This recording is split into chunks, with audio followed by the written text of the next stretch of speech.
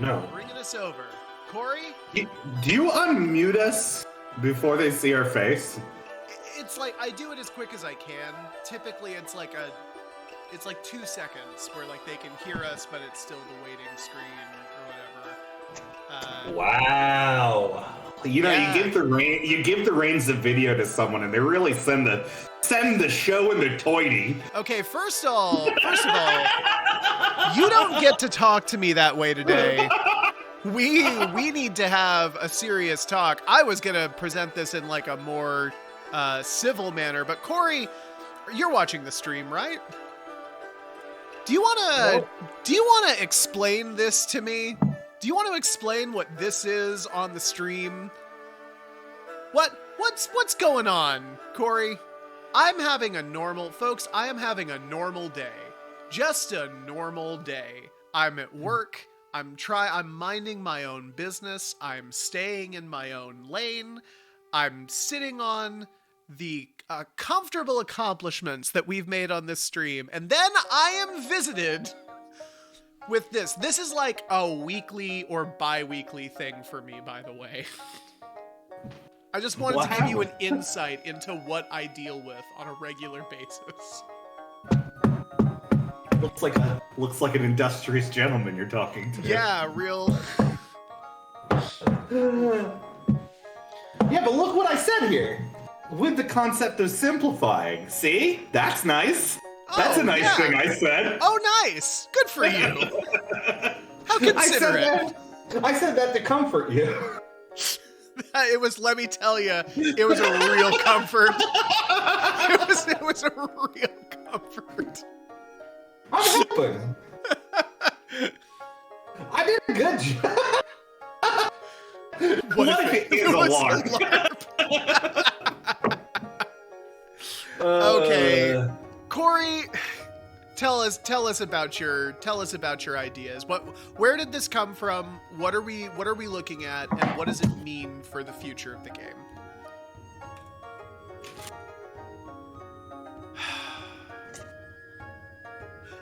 The thing is, I've never actually seen one of those papers in person, but whenever I see them on stream, they make me so mad.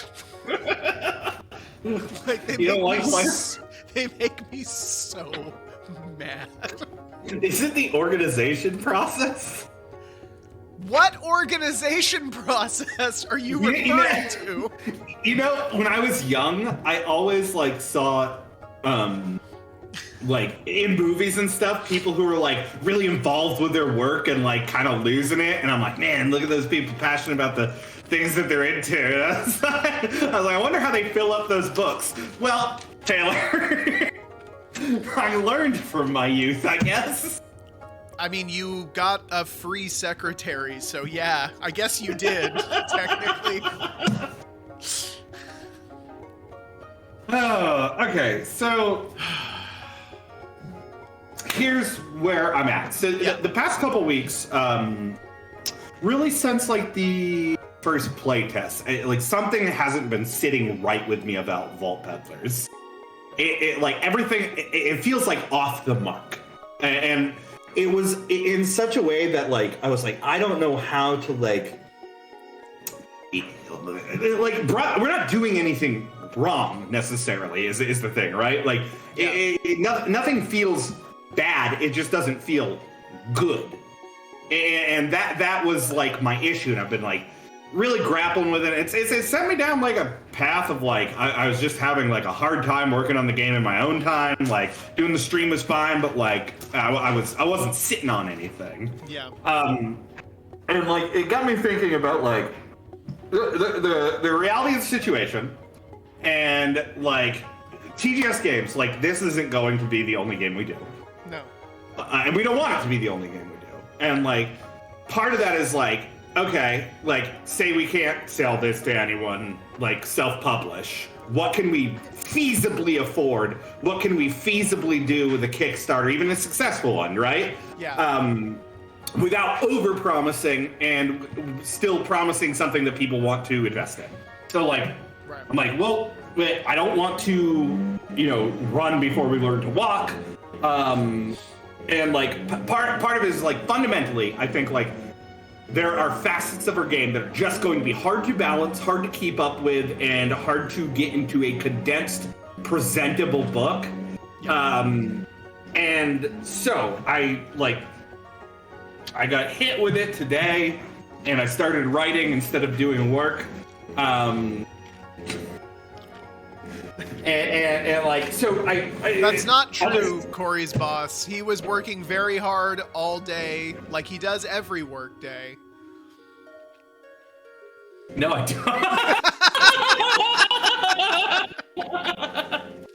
don't. Fight me. I don't think fight was the word they were gonna... They can try firing me, I'll fight them. So like, I'm gonna start you off at like, I think, where I started you today. Mm-hmm. Which is like, I wrote down a list of things that I think work in our game, things that like are functional, things that we should pursue, and things that like feel off the mark, don't feel like they're like fulfilling either the purpose of the the concept of the game, or they are just becoming unfeasible and unyieldy. So what I think works, I think our base stats and skills work. I think that we've spent a lot of time getting them down. I think that they make sense. I think that the like evolving dice system, we have it work in such a way that it also, I've been thinking about that and criticals and that, and how Savage Worlds does it.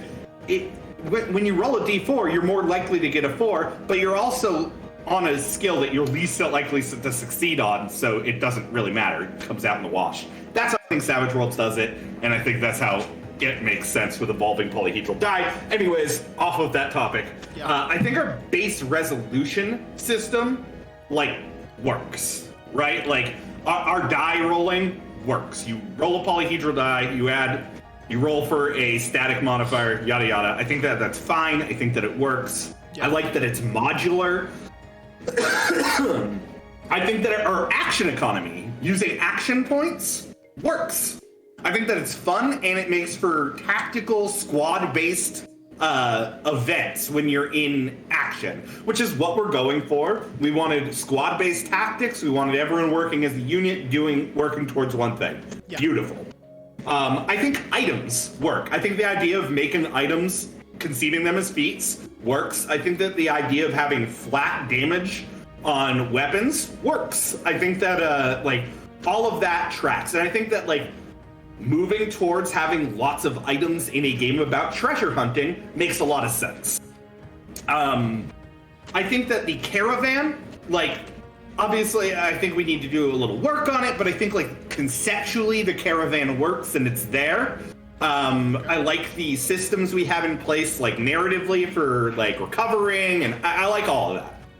And I think what we talked about last session on stream, like the cat system, like I think that is moving towards where we want to be. I think the cat system, area-based stat blocks, like that kind of stuff, I think that shit works. Yeah.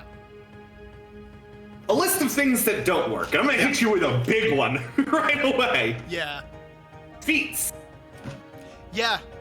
Honestly, I like, and this was kind of a thing that for me, even from day one, I went into Vault Peddlers as a feat-based system really because it seemed like something you were interested in doing. I didn't have a lot of experience with games like Pathfinder. Probably my biggest experience with feat-based games are probably like PBTA, which are kind of feat games, but not necessarily so much. Shout out to the Here Be Monsters crew. Oh, hey, Dunsey Burr. I'm so sorry I don't recognize you by your username, but welcome. So anyways, when we were building Vault Peddlers, you seemed like you were really intent on a feat system, and like the more we got into it, the more it was kind of what you were saying about like our rolling system. Like it works. You can make it work, but it just didn't feel. I agree. It doesn't feel like the kind of game we have ended up with, to the point where I think I really want to keep doing it that way. Yeah, it's also like, I mean, like when I look at playtest, nobody used feats really that much. Like, and maybe it's that we built self-limiting feats. I don't know, but I'm more apt to move away from them, and I think I have like we thought. Well, anyways, I'll move on from there. Our critical system, or lack thereof, the ideas of using degrees of success, banking. I think it's a fine system, but I think it's a little fiddly, and especially for this game. I also want to just put on the record, I have an idea for what we can do instead of our current system. Ooh, I had an idea too. Oh, cool. Do you want to do that now, or do you want to go through the list? Let's go through the list. Yeah. Okay. Abstraction. This is something that Elstragoon has brought up. This is something that other people have brought up in playtests. The idea of like rolling from that caravan resource, like I think the caravan resource pool works, but I think using it as like static die that you roll on top of things as an abstraction of resources doesn't work. Yeah. And I think that we're sitting on like a really cool resource for a game about like community treasure hunters who are like putting together like old tech with like shoelaces and bubble gum, like that kind of thing. We're sitting on a cool resource that we could do something with that fits more the theme of the game. I think that combat, even though I think our action economy works, I think that combat doesn't.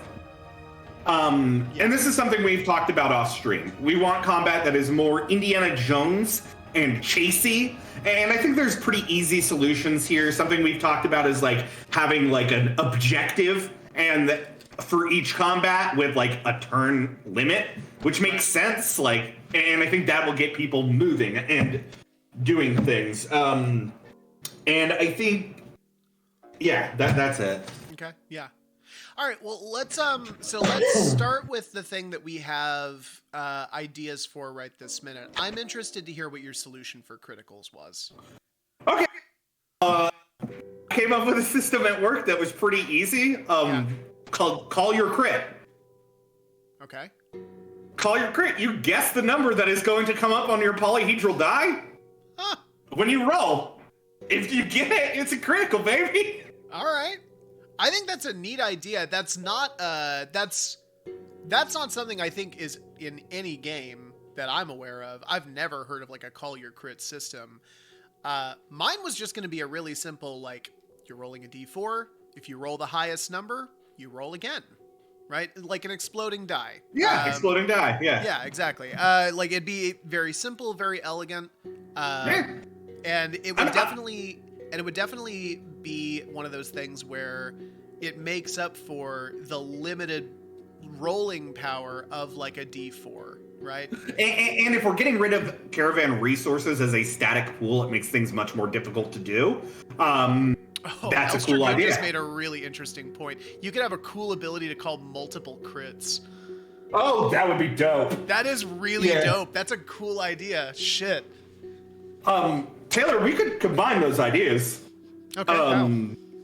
The call your crit, you call what your critical is, and then if you meet that call, you explode the die. Oh, okay, yeah. I'm down with that idea. Okay, cool.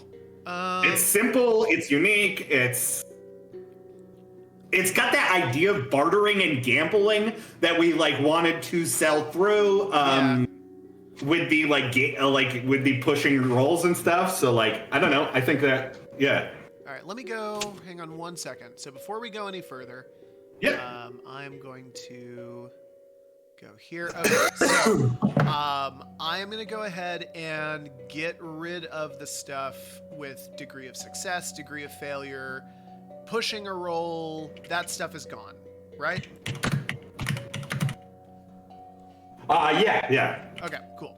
Give me just 1 minute. Let me see here. Elstergrim brings up a good point. It is functionally the same thing as rolling the highest on a die. Yeah, it's more unique though. And like you're saying, Elstergrim, that you could include items or traits, which is my idea for a replacement for feats that is more limited, that like give you a range instead of like a static number that you call. Maybe it's within +1 or +1 -1 kind of thing. I don't know. I do like the idea of calling it. When rolling, if they roll the number True. they call, they can roll same die type again. And here's the thing. If Elstergrim is right, and it doesn't work, it ends up being confusing. Simple fixes, we just go straight to exploding die.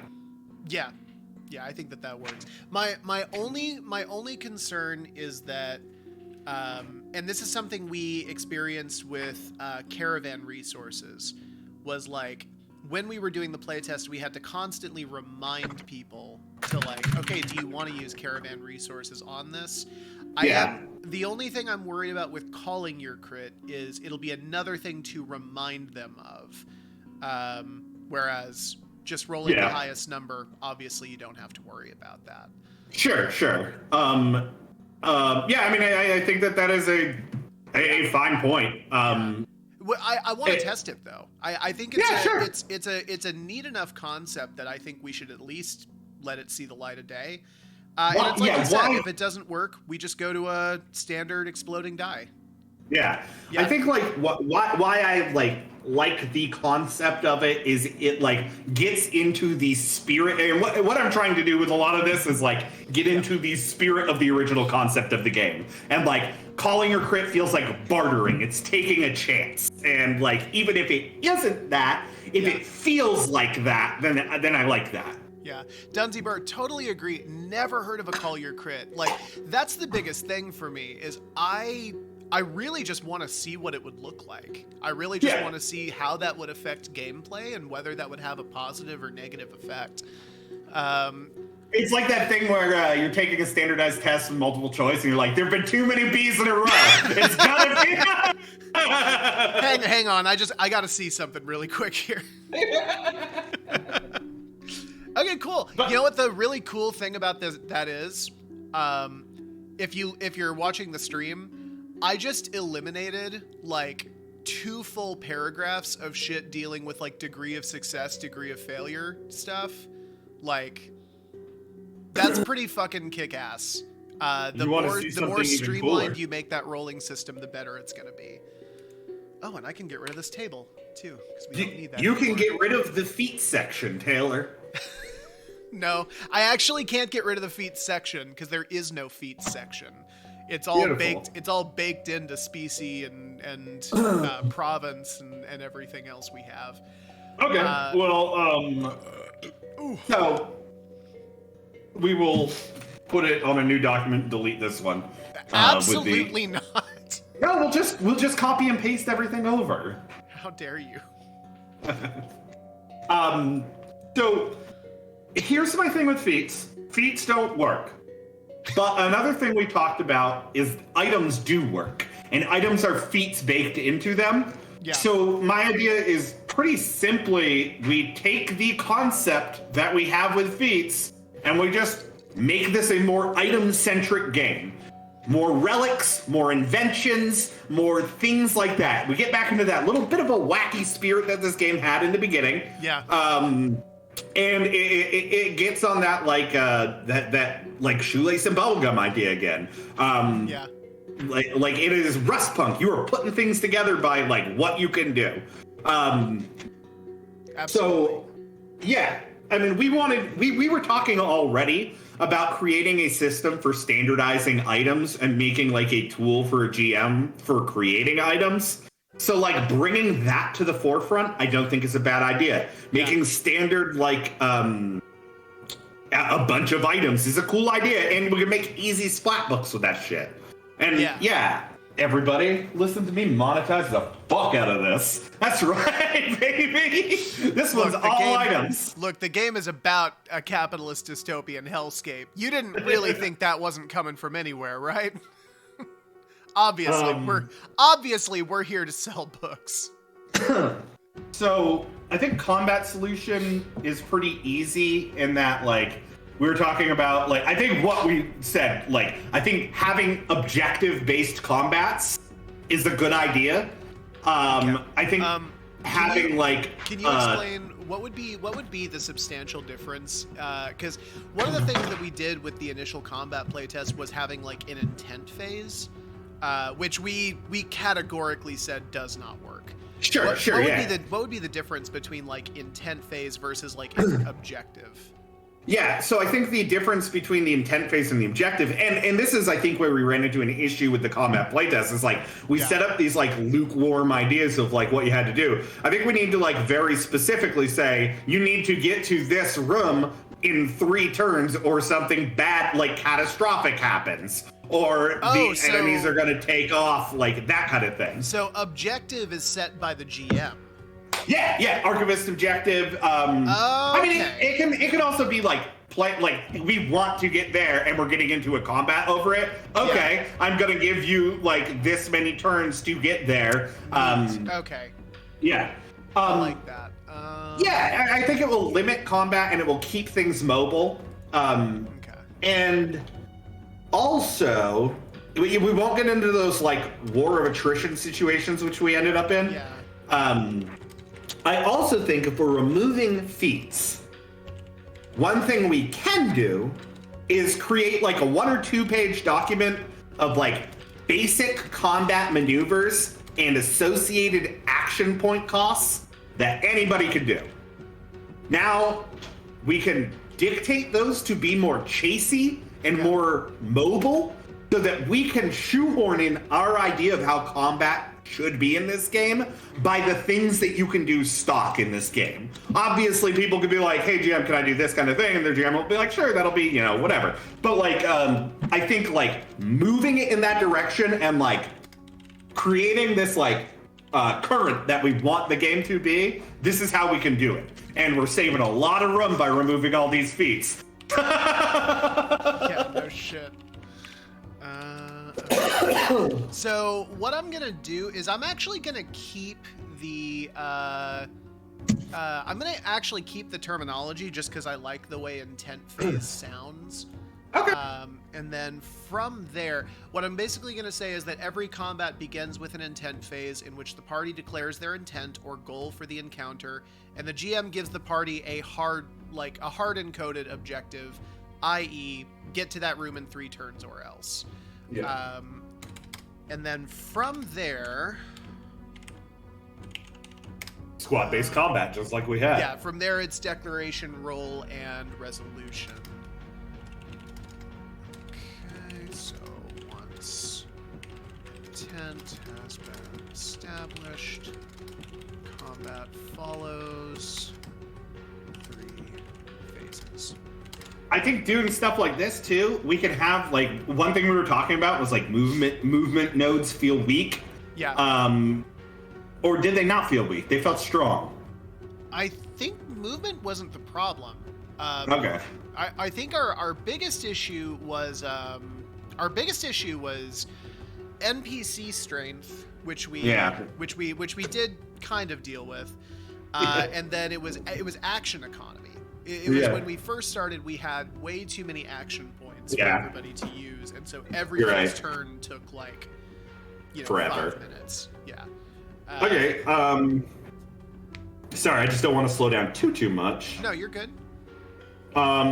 So talked about items, talked about traits. This is one thing I wanted to talk about. So like as a feat replacement, I don't want to like throw out the baby with the bathwater. And we talked about making a game of narrative crunch very early on, and I think like we've talked about word tags a lot, and I think this is the way we can do it.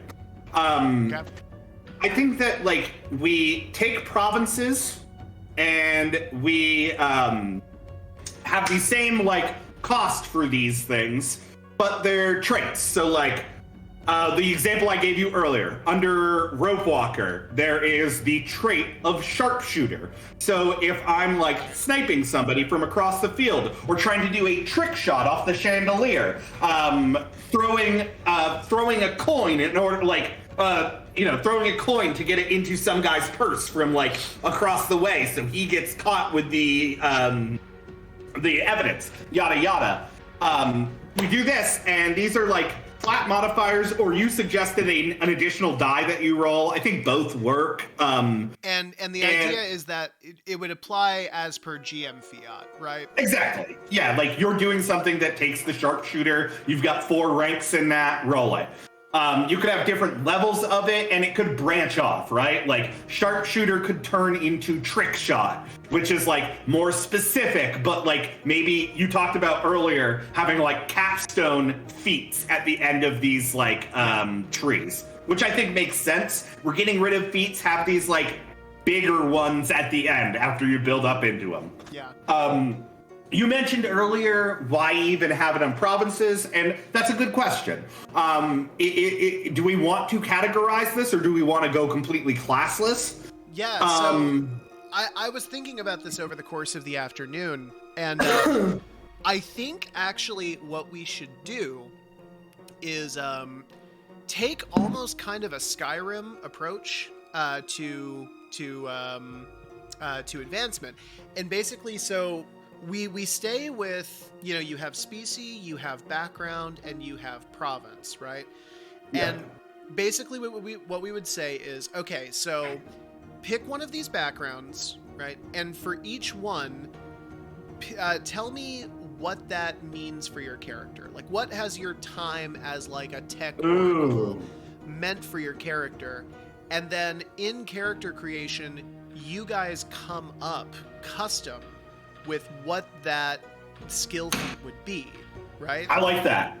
So my thing was, I was gonna say take the trait equation out of it for backgrounds and just give an item associated with the background if we're gonna go more on the item thing, which I don't think is a bad idea either. But I do like your 20 questions L5R thing here. It's rubbed off on me a fair bit, right? Yeah. And because I actually thought about this too, what if they're like, I have kind of a similar idea, but not quite the same thing. I like your 20 questions one. What if it is, because we had talked about like making cross-classing cost double, yada, yada, yada. Maybe this is it. It costs like the simple amount to as you advance to pick anything within your province. Picking outside of your province is double. However, if you start a tree through character creation in your background or your species in one of these other ones, you like are in that trait for the standard cost. Okay. So like it gives you a little bit of versatility. Not everyone's going to be like a rogue is a rogue is a rogue. It's like my rogue, because he chose like this background, is a little funky and does this kind of thing. And then it's like you can build into the other provinces. It's just more expensive because you're doing something that isn't like your forte. It's not what you're paid to do in the caravan, so you know you have to do it when you have time to do it, kind of thing. I don't know. I think that works. Okay. So correct me if I'm wrong then. So because it sounds like the approach that I have to it, it's definitely going to be a little more freeform, and I think that the approach that I have. Probably the biggest drawback is that making an actual tree is probably not possible with the system I'm talking about, because it really is custom as per whatever you come up with for the GM. Like, there's no way that we can come up with that with every instance of that. So you're saying make a skill tree, and if you're in the skill tree associated with your province, it's a standard flat cost, and if it's out of it, then it's double.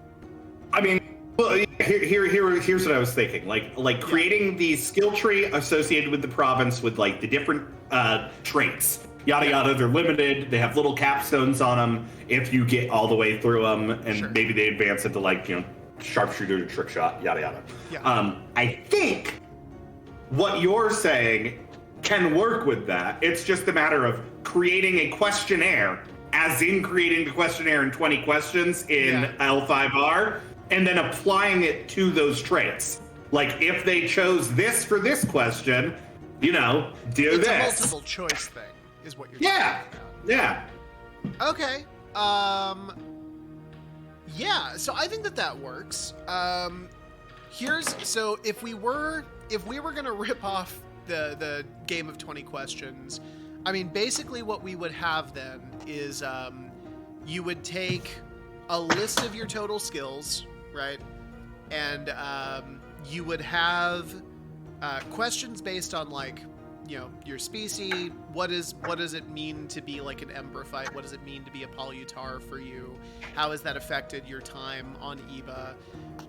And then like we would have to write out basically responses for each one. Obviously, ferocity would be like, people have treated me like shit because I'm a trash man, and that makes me like super fucking angry. So like it's been a source of like pain and strife for me.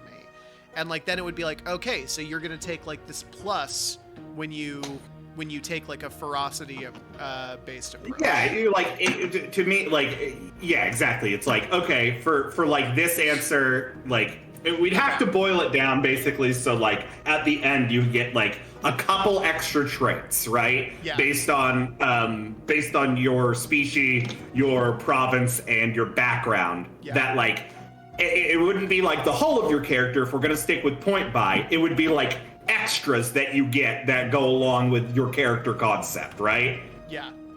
Okay, that would have to be it. Because the only way to do that otherwise, because I forget how L5R handles that.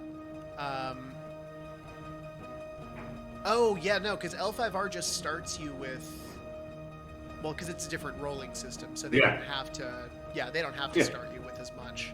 So yeah, I mean, like all it is like it's gonna be. We can keep it short. Let's keep it like 5 questions tops. That condense you down to like 3 traits that you get to add on, and then you get to buy traits, and you can continue down the line, or you can buy more diverse ones. You can. While I'm getting that kind of taken out, can you address Elstragoon's question? Because I'm actually not sure of the answer there. We have done. I think I've done one playtest besides that. But no. Yeah. Not a ton. But it was the situation where like it didn't feel like it was working. And I love demo day, baby. So, character creation starts by answering a short series of questions. That's a fair point. I'm wondering. Yeah, I'm wondering if we can keep the questionnaire itself vague enough, or not vague enough, but like general enough where it's not like super lore heavy. You don't have to be versed in the lore. Like, because that is a very, very good point. It is creating a large barrier of entry for lore in the world otherwise. Huh, that's a good point. Yeah, I mean, if we keep it like super like what does it mean? Like, let's condense it down. What is a fucking wizard? What does it mean to be a wizard to you? Oh, like one of these three things. Here's the thing. I think if we're keeping it multiple choice, that does kind of narrow it a bit. Well, I think honestly, one of the things that you can do is you can not only keep the questions kind of vague, like what is a wizard, you can keep the answers kind of vague. And like, I'm sorry to bring up L5R yet again, but like this is one of the things that they do incredibly well because all of their answers are based on the 5 rings. So like fire is basically any response having to do with like anger, war, violence, creation, inspiration.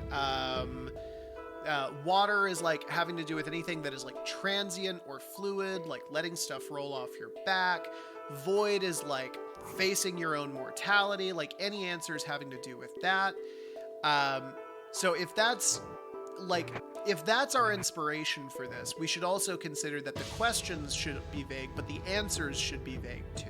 Yeah, that's a good idea. And that's kind of the way that you make sidestep this sort that. of, yeah, it's the way that you make this accessible to people who don't have the time or energy to read like 50 pages of me spewing bullshit about a fake planet. Yeah. well, yeah, like, Okay, so there was like this fucking Quick Reef stuff, right? Yeah. And it was like 200 years ago. I mean, I think we can even keep it like 3 questions. It's just we're going to have to write more than 3 questions. It's like you have a question for species, and each species has 3 different questions. You have a question, or has 1 question associated with it, right? You have a question for backgrounds. Each background has 1 question associated with it, and you have a question for province, and each province has 1 question associated with it. And not only do we need to have, I think you can even simplify it down where you can have 1 question for species that is general enough that it fits everything. The thing is, we're going to need to write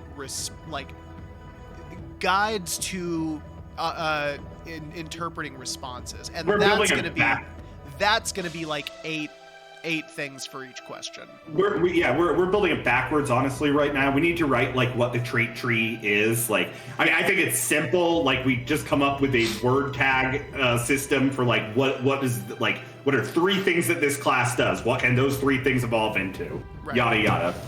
Well, Well, and the thing is, I don't want us to get away from what we've already built, right? So like, if we talk about like our current skill tree, like I don't know, Corey, I hate to put you on the spot like this, but like, give me an ability that comes with like your history as a tech oracle. I don't care what it is. I believe you can make robots shut down, like security systems shut down, so they don't see you for a turn. Okay, cool. So, like, what I could say then is when you're rolling a repair roll to do specifically that thing, you take this bonus. And that's, it can literally be as open-ended as that. Yeah. Like, I think it's like security tech is the trait, right? Sure. Yeah, it's just the word security tech. You can buy up to 5 ranks in this, and it branches out to like offensive tech, that kind of shit. Like like that's what I'm saying with the trait tree. It can be small, and it's like these word tags that like, yeah, you're doing a repair roll, but you're doing a repair roll on a security system, and you're proficient in that because you have the ranks in that trait tree, so you get the whatever your ranks are added to it. Like that's all I'm thinking of for him. I'm thinking of really condensing it down to just like the word tag. Like, yeah. But we would need to make the bank of those tags, correct? Yeah. We would need to make the bank and like see how many ranks you could get in them if they evolve, that kind of thing.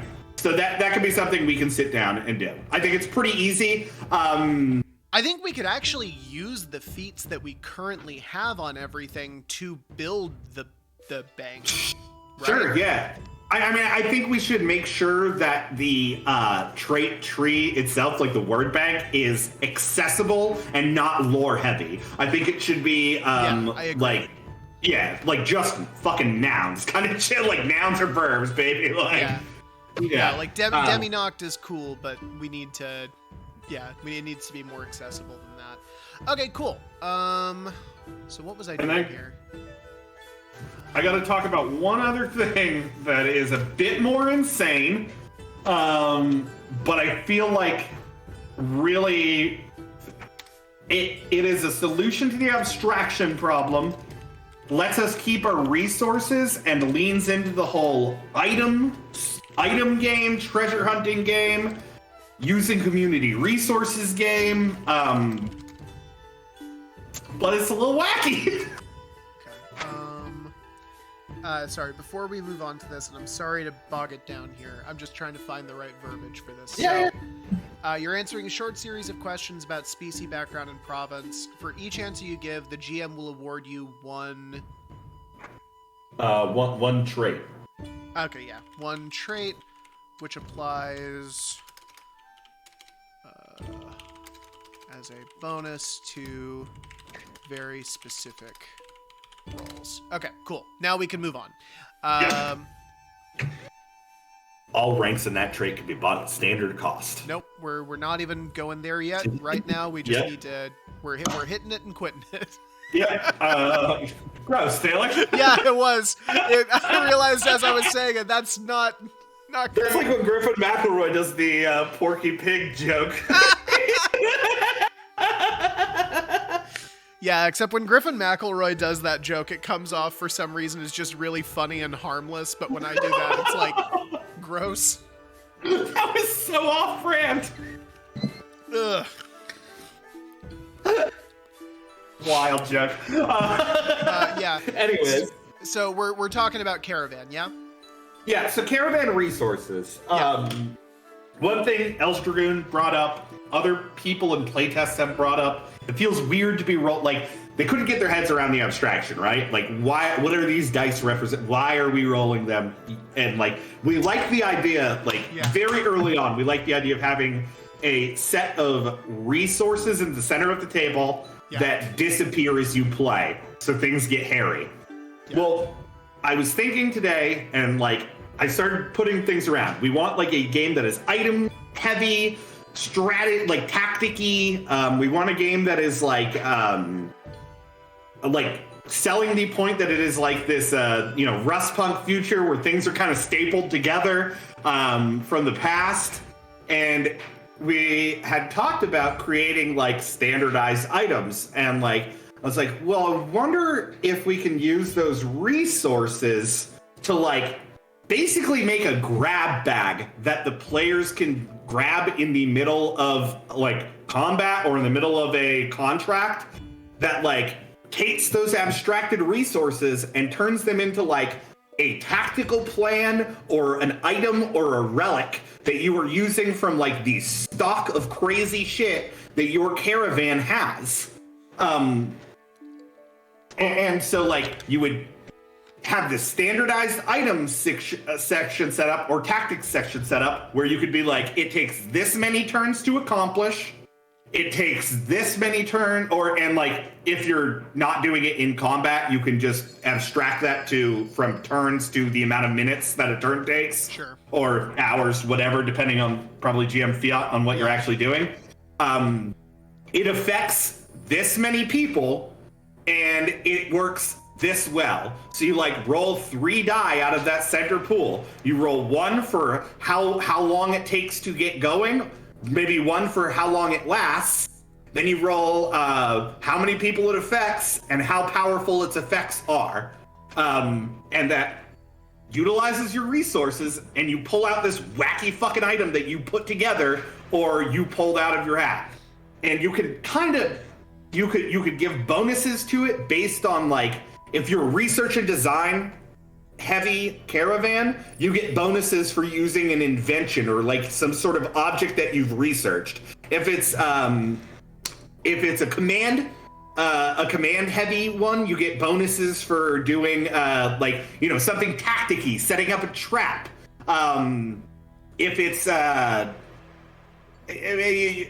what were the other ones? Conversation. It was not conversation. There was one that was I was trying to remember the caravan.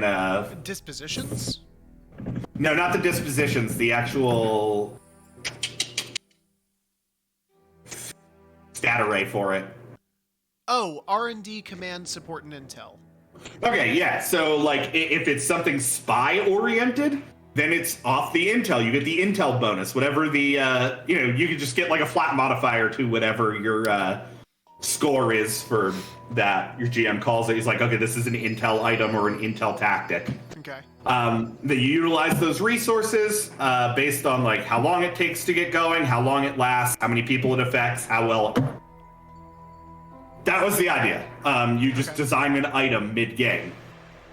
Huh. With those resources. Okay, so here's what I like and here's what I don't like. Yep. I like the idea of crafting an item mid-game. That is a tight idea.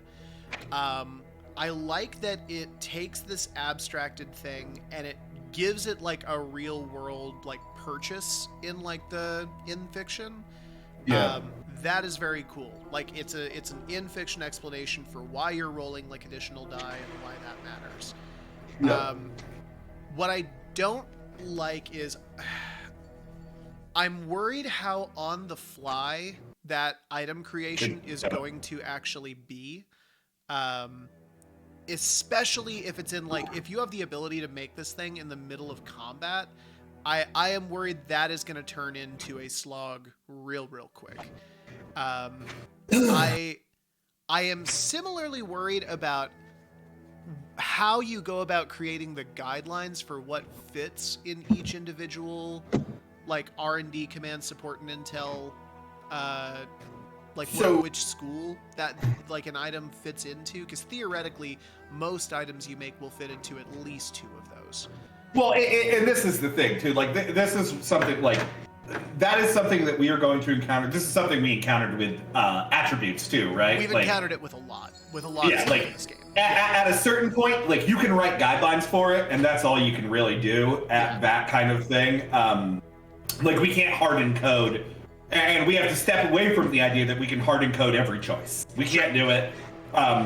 So I think we can write a pretty good delineation of what these generally look like.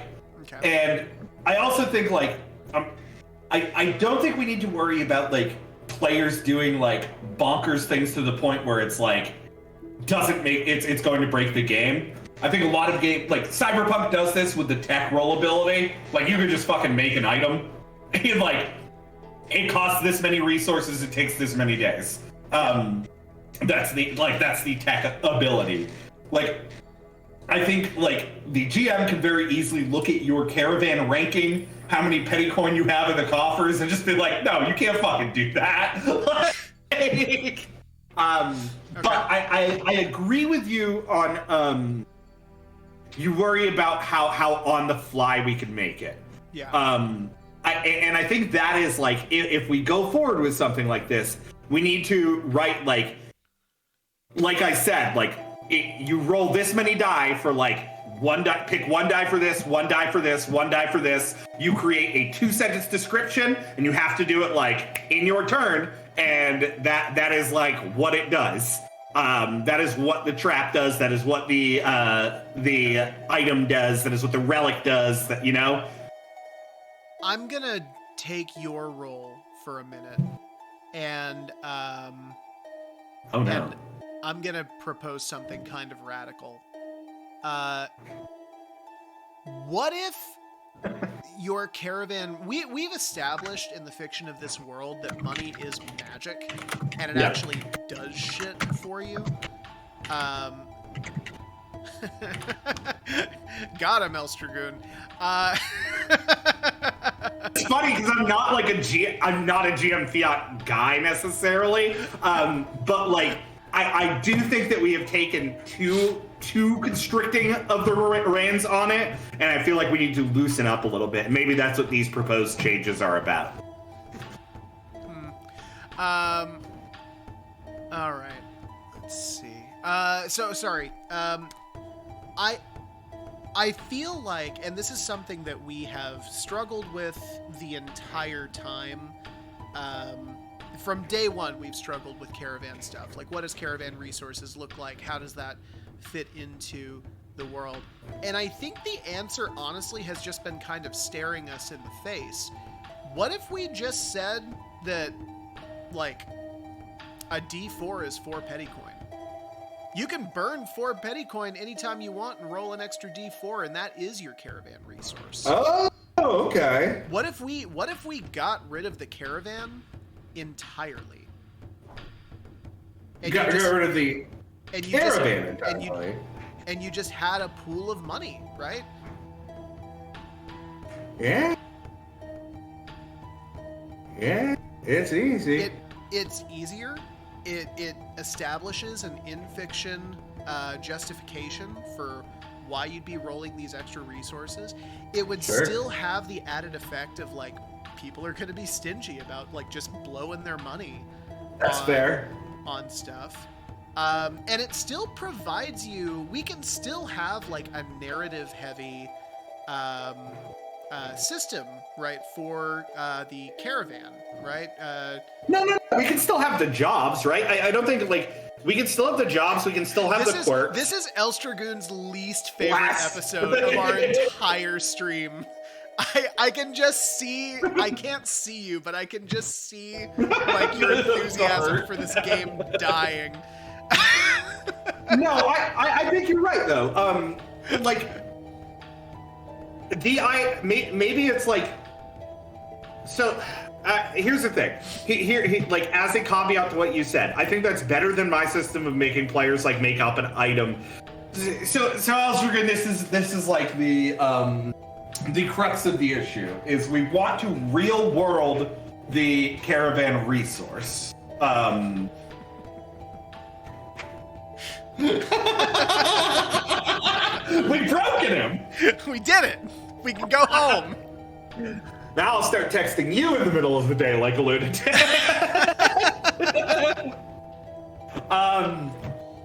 Like, we want to bring the abstraction into real life. The solution you propose is pretty easy. I mean, it doesn't have a lot of magic. It does ruin, like, we don't have that central coffer pool in the middle anymore, right? Because we've got, like, how much money. You just got your money. Yeah, you just got your money. And to clarify, we're not getting rid of the caravan system altogether.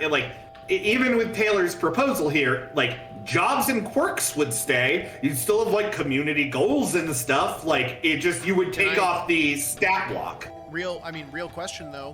Why would I have them? What do they do for me?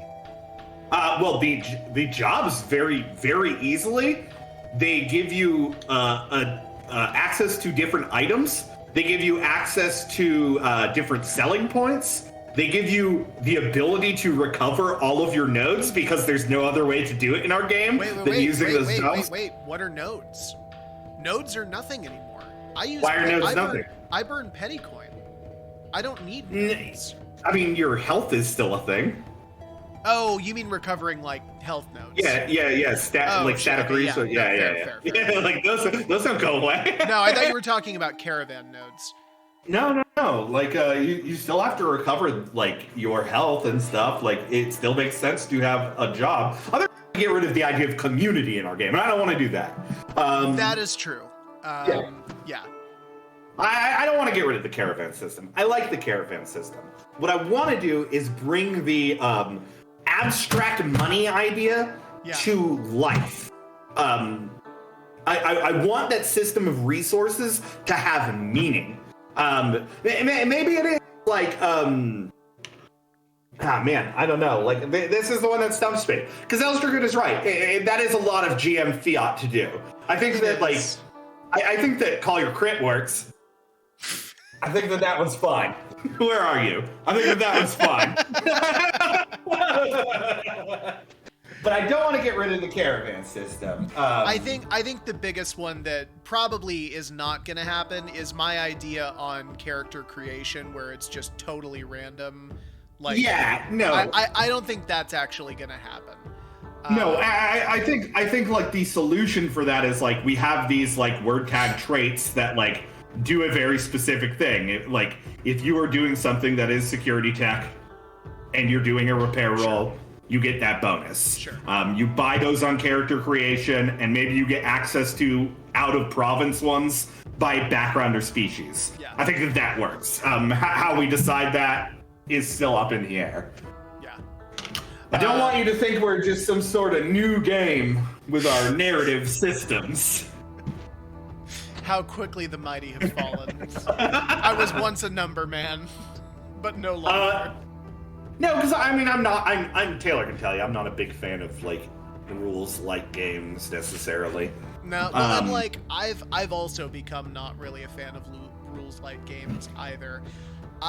My whole thing just now with the caravan was, I've gotten very big into rules heavy games, but I've gotten very big into rules need to make sense. They do. They need to have a purpose. Retconning this whole episode. Fair. If it makes you feel any better, Elf Dragoon, we're gonna do the same thing by next week. So it's fine. No, I think like changing. I think getting rid of feats necessarily the way we had them has to happen. I don't think we're gonna be able to get the game done with it.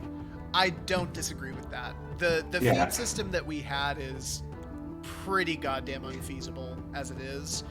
I'd like to move. I would like to move more into concrete items with the game. I like relics and building things. Maybe it fits the theme. It fits the theme of a treasure hunter game better than just like feats do. I like it for items. I don't really like it for feats. Yeah. So the question then. So we have two major obstacles in front of us moving forward. One, we have to figure out what this new skill. That's a fair point. Skill thing is going to look like. You need more testing to know why it isn't working before you can know the solution. Yeah. I think we're still moving forward with testing as is right now, right? Like that is our plan. Yeah. Yeah. I would like to get this on board by next week. Worst case scenario, I want to get this started in 2 weeks with a full demo. So we are going to be like we're going to be playtesting probably with what we have to figure out what works. Yeah. So we're still playtesting. Yeah, we do still have every intention of playtesting. We did learn that. But actually, definitely noted. We do need to find what works and what doesn't. Maybe he's right. Maybe we need to answer the Power 19 again. Yeah, it's not a bad idea. We'll tell you what then, because we're getting to a point where it's like Elstragoon said, we have a lot of stuff we need to do, but playtesting is kind of top of that. Important, yeah. I still want to shoot for kicking this thing off, ideally next week with a session 0. Okay. If that means that you and I meet a couple of times over the course of this week, and we do the Power 19, and we gotta save the Power 19 for after the playtest. I think it'll be good. Yeah, it'll be a good reflection period. We talked about a lot here today about broad changes. Yeah. We know like the idea of what we want. Maybe we find out things like work better than we thought, you know? Yeah. But this also gives us an idea of like where we could potentially go into the future with it. And like, so like looking down the gun, here's what I want to do. That was dark.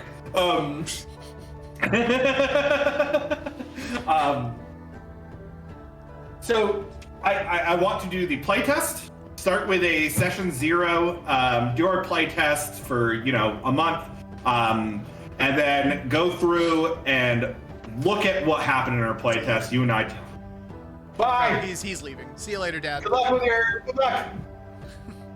with your meeting, I don't know if it's a luck thing. Ulstragoon hates us now. Right? Oh my god. He was like, he did the whole dad thing where it's like, I'm not mad. I'm just really disappointed. So here's the thing. I want to get up and running with what we have. Absolutely. I don't want to like push that off. I want to sit down with the players afterwards, maybe immediately afterwards, and talk about like what worked for them. And maybe identify things that didn't work for them, not necessarily ask for their solutions, as we learned. And then we sit down and answer the Power 19. Yeah. Okay, I'm down. We look at what we did today. We look at the new things we did today, and we go from there. All right. So let's set some just schedule stuff for this week for you and me. If we're set on starting the playtest next week, that's cool. That's great. I'm excited about it. What do we want to keep from the old system between the two things that we have right now? And what do we want to spend the next week revisiting? I personally, until we have a more concrete idea of what we want to turn the caravan system into, what we want to turn, we keep it. Yeah. Let's keep that as it is. I do think that building the tag system for character creation, like species, province, background, I think that's doable in a week. I think we stick with feats for this week for the playtest. Yeah, let's stick with feats for the playtest. Let's come up with the traits on the back end. Cool. Because we can see what works with feats there and what doesn't. Cool. And I don't want to change. I think here's one change I think we do make immediately. Let's keep criticals with what we. I just don't want to deal with that. Totally agree. Yeah, basic rolls are going to stick with what they are right now. There's no reason to change that. I think it's a way better system than what we had. Okay, cool. Well then, what I'm going to do for the next week is I'm going to make some new cheat sheets for players and GM to like breeze through like basic rolls and combat and all that stuff really easily and quickly. And from there, hopefully, again, my goal is to start playtesting this time next week. When we meet for stream next week, it'll be us and do we know who all is playtesting? I think Adam said he's on board. I'll talk to him again because he just had surgery. We talked possibly about Eldragoon, so we'll have to ask him off stream if he's interested. Yeah. And then I'll rope somebody else in. Yeah. Okay. Cool. Yeah, I mean, maybe we can get Adam if he's not Patterson. I have a friend who may be open to doing it. I need to check with them to see whether or not they're available, but I will find out.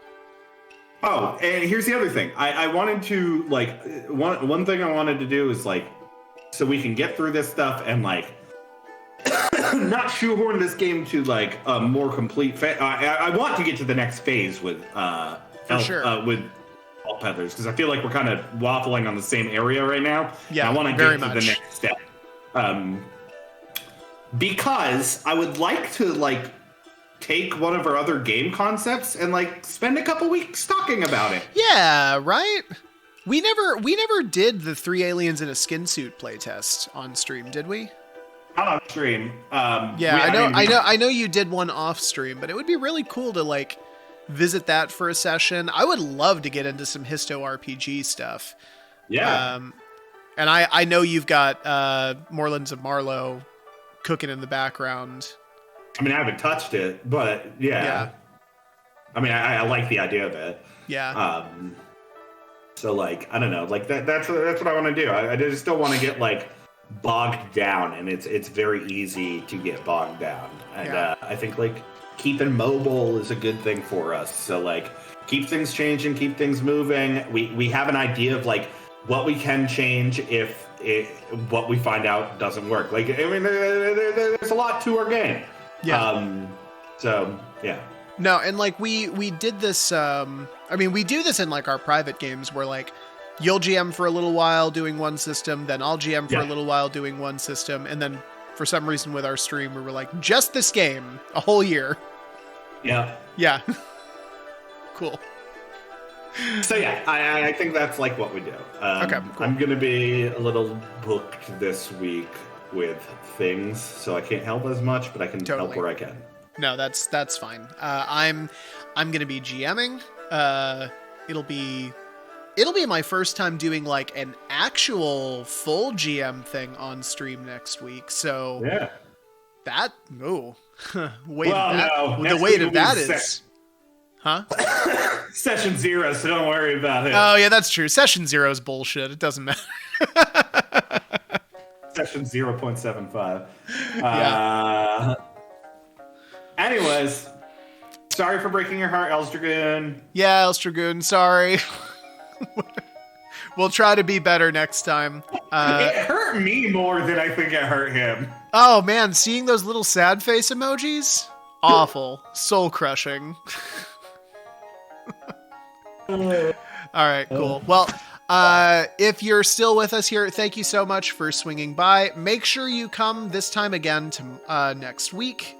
We will be, fingers crossed, pioneering our very first actual playtest of Vault Peddlers with a session 0 that's going to go into kind of a month-long stream. And yeah, that's it. So thanks so much, y'all, and see you later.